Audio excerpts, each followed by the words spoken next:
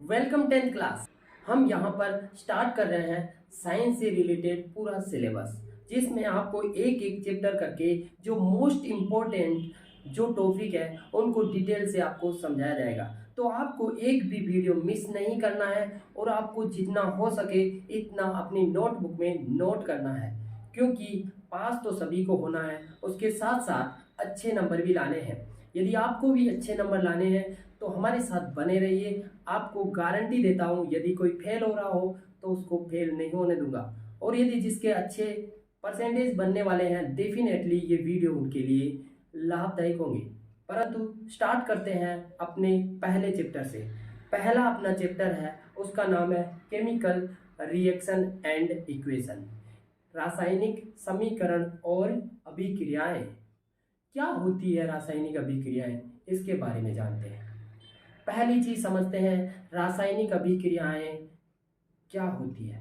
इसके साथ साथ एक और अभिक्रियाएं होती है जिनको हम फिजिकल या फिर भौतिक अभिक्रियाएं कहते हैं। भौतिक अभिक्रियाएं कुछ यूं होती है कि वो वापस बदल जाती है। जैसे कि आपने देखा होगा, जो पानी होता है उसको जमाते हैं तो बर्फ बन जाता है, यानी एक सॉलिड फॉर्म में आ गया। उसके बाद में उसको पिघालते हैं, पिघलाते हैं तो वापस पानी बन गया। वापस उसको यदि मान लो कि पानी के तपेले में रखकर उसको भाप यानी ताप लगाया जाए तो वो भाप बन के उठने लगता है। तो ये जो फॉर्म है इसको कहते हैं भौतिक अभिक्रिया। परंतु रासायनिक अभिक्रिया में क्या होता है, यदि एक बार कोई रिएक्शन हो गई तो कोई ना कोई परिवर्तन जरूर लाएगी। तो एक चीज तो फिक्स हो गई कि कोई भी रासायनिक अभिक्रिया होगी तो कोई ना कोई परिवर्तन तो जरूर लाएगी, इसमें कोई रोड़ा नहीं है। तो रासायनिक जो अभिक्रियाएं होती है वो परिवर्तन लाती है। परिवर्तन क्या क्या लाएगी, जैसे समझते हैं कि या तो वो रंग बदल देगी, या उसकी जो अवस्था उसी को बदल देगी, या वो किसी का स्वाद बदल देगी, या वो दिखने में जो दिखाई दे रही थी उसकी उसको परिवर्तन कर देगी, या उसका तापमान बढ़ जाएगा, या वो किसी से गैस अवशोषित कर लेगी, एब्जॉर्ब कर लेगी, या कोई गैस प्रोड्यूस करेगी यानी निकाल देगी। ये सारी चीजें होगी किसमें, केमिकल रिएक्शन में। अब समझते हैं कि केमिकल रिएक्शन कहाँ कहाँ हमने देखी है। आपने देखा होगा कि घर में मम्मी दूध जमाती है तो थोड़ा सा उसके अंदर जो खट्टा होता है उसको ऐड कर देती है, जिससे दूध कन्वर्ट होता है दही में। तो जो वो दही में बदल गया ना, वो वापस दूध नहीं बनने वाला। अब एक चीज और देखते हैं, अपन श्वास लेते हैं, श्वास में हम ऑक्सीजन लेते हैं, परंतु हम कभी ऑक्सीजन वापस नहीं निकालते हैं। निकालते हैं? नहीं निकालते हैं, क्योंकि हम वापस तो कार्बन डाइऑक्साइड निकालते हैं। तो हमारे अंदर भी क्या हो रही है, केमिकल रिएक्शन हो रही है। हम ऑक्सीजन लेते हैं, कार्बन डाइऑक्साइड निकालते हैं। ये भी एक तरह की केमिकल रिएक्शन है, रासायनिक अभिक्रिया है। इसके साथ साथ समझो, यदि आप लोहे को किसी बाहरी जगह पर रख दो और वहां पर यदि पानी की नमी है तो वहां पर लोहे के ऊपर लग जाती है जंग। इसका मतलब क्या हुआ, वहां पर भी रासायनिक अभिक्रिया हो रही है। श्वास लेते टाइम ऑक्सीजन नहीं निकाल सकते हैं, उसी प्रकार से लोहे की कील पर लगा हुआ जंग वापस वैसा नहीं हो सकता है। उसी प्रकार से दही से वापस दूध नहीं बन सकता। इसका मतलब हुआ कि रासायनिक जो अभिक्रियाएं होती है उन्हें वापस चेंज नहीं किया जा सकता है। इतनी बात तो हो गई फिक्स। अब समझते हैं कि रासायनिक अभिक्रियाएं किस प्रकार से हम इनको लिखेंगे। तो इनको लिखते हैं समीकरण के रूप में। उन समीकरण को इंग्लिश में इक्वेशन के रूप में, यानी इक्वेशन बनाकर लिखते हैं। तो जो समीकरण होती है वो दो प्रकार से लिख सकते हैं। एक तो लिख सकते हैं शब्द समीकरण, और एक लिख सकते हैं अपन सूत्र समीकरण, यानी शब्द समीकरण ऐसी जिसमें शब्दों में लिखा जाए। जैसे ऑक्सीजन है तो ऑक्सीजन नाम आते आप हिंदी में लिखने को बोलेंगे तो वो शब्दों में आप क्या लिखोगे, ऑक्सीजन। हाइड्रोजन को लिखने को बोलूंगा तो आप क्या लिखोगे, हाइड्रोजन। जबकि यदि इनको सूत्रों में लिखा जाए, जैसे ऑक्सीजन को O2 लिखते हैं और हाइड्रोजन को H2 लिखते हैं, तो इस प्रकार से हम दो भागों में इसको समझने वाले हैं। तो एक तो होती है शब्द समीकरण, जैसा कि मैंने यहां पर एक समीकरण ली है, जैसे मैग्नीशियम लिखा मैंने, मैग्नीशियम प्लस ऑक्सीजन, जब ये दोनों इक्वेशन यानी रिएक्शन करते हैं तब बनता है एक मैग्नीशियम ऑक्साइड। ये कैसे बना, क्यों बना, इसके बारे में जानेंगे आगे। परंतु यहाँ इतना सा ध्यान रखना है, जो पहले मैग्नीशियम और ऑक्सीजन जो मिले हैं उन दोनों को कहते हैं अभिकारक। क्या कहते हैं? अभिकारक कहते हैं। अभिकारक कौन? जो अभिक्रिया करने के लिए भाग लेते हैं। अभिकारक कौन? जो अभिक्रिया करने में भाग लेते हैं। और भाग लेने के बाद बना मैग्नीशियम ऑक्साइड। जो मैग्नीशियम ऑक्साइड बना उसको कहते हैं प्रोडक्ट या उत्पाद। जो रिएक्शन करने के बाद हमें जो प्राप्त होता है उसको कहते हैं प्रोडक्ट। तो यहाँ तक आपका मसला हो गया खत्म।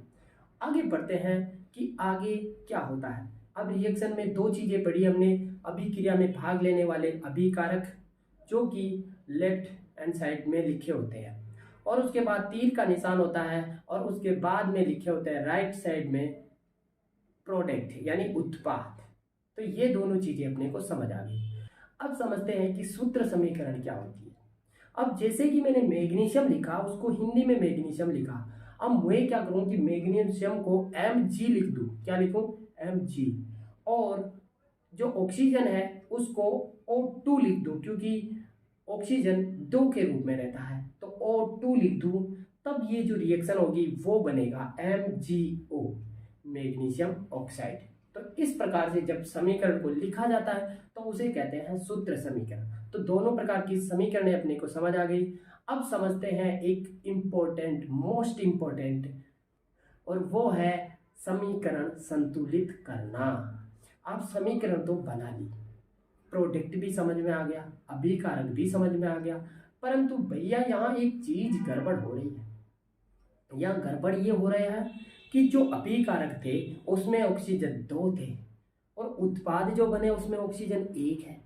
तो यही तो मसला सोल्व करना है। अब हमें करना है इनको संतुलित। संतुलित करने के लिए जिधर इधर का पलड़ा है यही वो पलड़ा है, तो दोनों पलड़ों को समान करना है। और इसके लिए हम करेंगे समीकरण को संतुलित, और संतुलित करने के लिए हम देखेंगे पेज में। तो चलो जानते हैं, पेज में हम हाथ से लिख के बताते हैं आपको किस प्रकार से आप समीकरण को संतुलित करेंगे। चलो, हमने ये देखा था कि एक होते हैं अभिकारक और एक होते हैं उत्पाद। जो इधर साइड है उनको कहते हैं अभिकारक। क्या कहते हैं? अभिकारक। इनको अभिकारक कहते हैं, यानी ये होते हैं रिएक्टेंट, ये होते हैं रिएक्टेंट, और इधर होते हैं उत्पाद। क्या होते हैं? उत्पाद, यानी इधर होते हैं प्रोडक्ट। तो ये जो रिएक्टेंट है, जब ये दोनों रिएक्शन करेंगे आपस में तब जाकर निर्माण होगा प्रोडक्ट का। तो किस प्रकार से प्रोडक्ट का निर्माण हो रहा है, यहाँ पर एक समीकरण दी हुई है। तो इसको संतुलन करने के लिए हमें करना पड़ेगा इस पलड़े में और इस पलड़े में दोनों को बराबर। यानी यदि इसे F इधर 1 है तो या तो इधर 1 होना चाहिए, या फिर हमें इधर भी 3 करने चाहिए। जब भी यदि ऐसा करते हम इसको बढ़ाते हैं तब वो काम करते हैं हम यहाँ आगे लगाने का। आगे लगाने से क्या होता है कि ये इससे गुणा होके आगे बढ़ जाता है। जैसे कि यदि मान लो कि हमें इस समीकरण को संतुलित करना है, तो चलो सीखते हैं कैसे करेंगे। तो हमें इसके लिए सबसे पहले एक छोटी सी टेबल ड्रॉ कर लेनी है। ये जो अभिकारक हैं ये इधर वाले हैं, और जो उत्पाद हैं ये इधर वाले हैं। हम तत्व में लिखेंगे। सबसे पहले अपने पास क्या है? Fe। क्या है? Fe। फिर क्या है? हाइड्रोजन H, ये H है। फिर क्या है? ऑक्सीजन, यानी हमारे पास है O। अब इनकी संख्या कितनी है वो संख्या लिखेंगे हम इन डिब्बों में। तो अभिकारक में ये जो Fe है इनकी संख्या कितनी है? तो टोटल इनकी संख्या है 1। परंतु आप जब रिएक्टेंट यानी जो यहाँ पर उत्पाद है, यहाँ पर प्रोडक्ट में देखोगे तो इनकी संख्या कितनी है? यहाँ 3 है। इनकी संख्या कितनी है? यहाँ पर इनकी संख्या है 3। अब यहाँ पर हाइड्रोजन की संख्या 2 है। कितनी है? 2 है। तो यहाँ पर लिखेंगे हम हाइड्रोजन की संख्या प्रोडक्ट में 2, यानी अभिकारक में 2। परंतु इधर प्रोडक्ट में भी इनकी संख्या कितनी है? 2, तो हम यहाँ लिख देंगे 2। अब देखते हैं ऑक्सीजन की संख्या इधर कितनी है। तो यहाँ ऑक्सीजन की संख्या है 1, ये 1 ही है। परंतु इधर देखोगे आप ऑक्सीजन की संख्या कितनी है? इधर ऑक्सीजन की संख्या है 4। अब आपको क्या करना है, ये दोनों पलड़ों को एक समान करना है, यानी बराबर करना है। इधर भी 3 होनी चाहिए, इधर भी 3। जैसा कि ये तो अपने संतुलित है, परंतु जब ये रिएक्शन संतुलित करेंगे हम, तब ये वापस बिगड़ जाएगा। देखो हमें क्या करना है, ये जो एक है इसको हमें 3 बनाना है। तो 3 बनाने के लिए हम क्या करेंगे, इसके आगे कुछ लगा देंगे। तो हम कितना लगाए कि ये बराबर हो जाए, तो 3 लगाए। तो एक को जब 3 से गुणा करोगे, ये एक है, एक को जब 3 से गुणा करोगे तो यानी 3 इधर हो गया, 3 इधर, ये तो हो गया संतुलित। तो हम यहाँ लिख सकते हैं 3, कितने, 3। तो यहाँ पर भी 3 और इधर भी 3, ये तो हो गया संतुलित। आगे देखते हैं ऑक्सीजन के लिए। हाइड्रोजन तो पहले से ही संतुलित है, परंतु ऑक्सीजन के लिए देखते हैं। तो ऑक्सीजन को संतुलित करने के लिए हमें देखना पड़ेगा यहाँ पे और यहाँ पर है 4 और इधर है 1। जब 1 को हम 4 करेंगे तो यहाँ पर इसको अगर हम 4 करेंगे तभी तो जाके अपनी समीकरण सोल्व होगी। तो हम इसको कर देते हैं 4। तो 4 करने के लिए 1 को गुणा करना पड़ेगा 4 से। तो ये हो गया अपना इधर 4, यानी इसके इधर से गुणा किया, मतलब कि यहाँ पर मुझे लगाना पड़ेगा 4। ये लगा दिया मैंने इधर 4। अब क्या करना मुझे, अब देखना है फिर से कि संतुलित है या नहीं है। तो देखते हैं, इधर Fe3 हो गया, इधर हाइड्रोजन कितने हो गए, 2 × 4, ये इससे गुणा हुआ, मतलब कि इधर आगे ये हाइड्रोजन के भी लग गया, ऑक्सीजन के भी लग गया। जो आगे होता है वो सबका होता है, जो पीछे होता है नीचे होता है वो खुद का होता है। ये आगे मतलब ये सबका है, तो ये इसका भी है, ये इसका भी है। तो ये हो गया इसका, तो इसका मतलब ये हो गया 8। तो हमें हाइड्रोजन अब इधर 8 चाहिए। तो इधर तो हो गए भाई साहब 4 के साथ 4 गुणा, तो इधर हो गए 8। अब हमें इधर भी 8 करने पड़ेंगे, तो इधर भी कर देंगे हम 4 के साथ 4 को गुणा। तो यहाँ लगा देंगे हम 4, कितने, 4। अब देखते हैं संतुलित है या नहीं है। तो Fe इधर है 3, फिर देखो इधर भी है 3। हाइड्रोजन की संख्या इधर 2 × 4 8 है, यहाँ 8 है। और इधर देखो तो इधर भी हाइड्रोजन की संख्या 8 है, तो यहाँ भी संतुलित है। अब देखते हैं ऑक्सीजन की संख्या इधर 4 है, तो इधर ये 4 है, क्योंकि इसके नीचे नहीं है कुछ भी। तो ये संख्या पूरी इसकी है, आधी, यानी 4 इसकी है, तो वैसे ही 4 इसकी भी गिनी जाएगी। तो ये 4 है, और इधर तो टोटल संख्या पहले से ही 4 है। तो ये हो गई हमारी समीकरण संतुलित। अब आपको एक समीकरण संतुलित करनी है, वो मैं यहाँ ड्रॉ करने वाला हूँ। ये बनाएगा CH3OH। ये रिएक्शन हुई और इसने ये प्रोडक्ट बना दिया। ये अभिकारक है और ये उत्पाद है। जैसा मैंने यहाँ किया था वैसा ही आप करिए, और कमेंट सेक्शन में रिएक्शन लिख के बताइए कि किसके आगे कितना लगेगा और रिएक्शन कैसे समीकरण संतुलित होगी। तो इस प्रकार से हमने समीकरण संतुलित करना सीख लिया। किस प्रकार से समीकरण संतुलित की है, उसी प्रकार की बहुत सारी समीकरण आप देखना और उसको समीकरण को संतुलित करने की कोशिश करना। आपको एक होमवर्क के लिए मैं देता हूं एक समीकरण, इसके साथ आपको एक समीकरण और लिखनी है, Ca+O2। Ca+O2 ये दोनों रिएक्शन करके बनते हैं CaO, यानी कैल्शियम ऑक्साइड बनाते हैं। इसको भी आपको क्या करना है, संतुलित करना है। यदि वीडियो अच्छा लगा हो तो वीडियो को कर दीजिए लाइक, और अपने उन सभी दोस्तों को शेयर कीजिए जो चाहते हैं पढ़ना और बनाना चाहते हैं अपने अच्छे परसेंटेज, या होना चाहते हैं पास।